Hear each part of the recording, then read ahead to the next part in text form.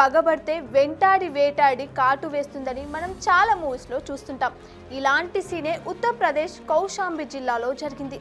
సిరాతు తహసీల్ ప్రాంతంలోని బైన్సా హాపర్ గ్రామానికి చెందిన 15 ఏళ్ల రియా మౌర్య అనే బాలికను ఒక పాము నెలలో 5 సార్లు కాటు వేసింది. ఈ ఘటనపై రియా తండ్రి రాజేంద్ర మౌర్య మాట్లాడుతూ 2025 జూలై 22న పొలానికి వెళ్తుండగా తన కుమార్తెను మొదటిసారి పాము కరిచిందని చెప్పాడు. వెంటనే స్థానిక హాస్పిటల్కి తరలించి చికిత్స తర్వాత ఆమెను ఇంటికి తీసుకొచ్చినట్లు తెలిపాడు. అయితే ఆమె కోలుకొని కొన్ని నెలలు కూడా కాకముందే ఆగస్టు 13న మరోసారి రియాను పాము కరిచినట్లు ఆయన చెప్పారు. అప్పుడు పరిస్థితి విషమంగా ఉండడంతో వైద్యులు ఆమెను ప్రయాగ్రాజ్కు రిఫర్ చేశారు. కానీ తాము స్థానికంగా ఉన్న ప్రైవేట్ హాస్పిటల్లో రియాకు చికిత్స ఇప్పించినట్లు తెలిపాడు. అంతా బాగానే ఉంది అనే క్రమంలో మరోసారి మృత్యువు రియాను వెంటాడినట్లు ఆయన చెప్పుకొచ్చారు. ఆగస్టు 27 నుంచి ఆగస్టు 30వ తేదీ మధ్యలో మరోసారి 4 సార్లు రియాపై పాము దాడి చేసినట్లు ఆయన తెలిపారు.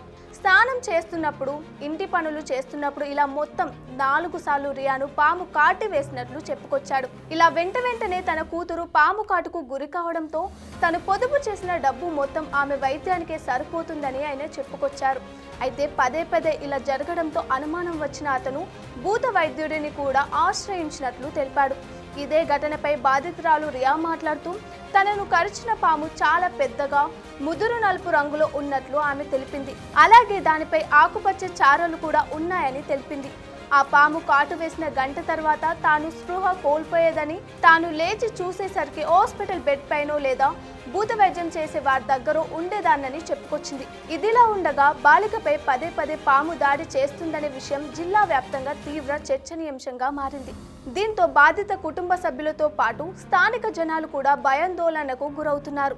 మరోవైపు ఈ ఘటనపై అటవీ శాఖ అధికారులకు ఎన్నోసార్లు ఫిర్యాదు చేసినా వారు ఆ పామును పట్టుకోవడం లేదని కుటుంబ సభ్యులు, గ్రామస్తులు ఆరోపిస్తున్నారు.